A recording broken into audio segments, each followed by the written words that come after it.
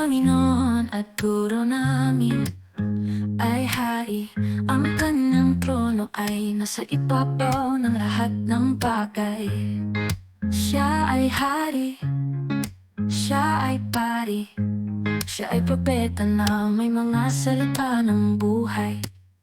Mga pabango, ibinuhos sa kanyang ulo, pinakamatamis na halimuyak na kilala ng tao. Siya ay hari, siya ay pari, siya ay propeta na nangungusap sa akin.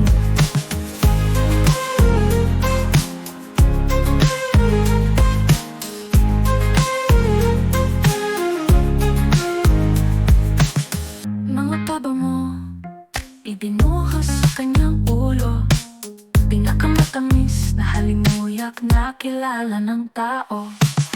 Siya ay hari, siya ay pari, siya ay propeta na nangungusap sa akin.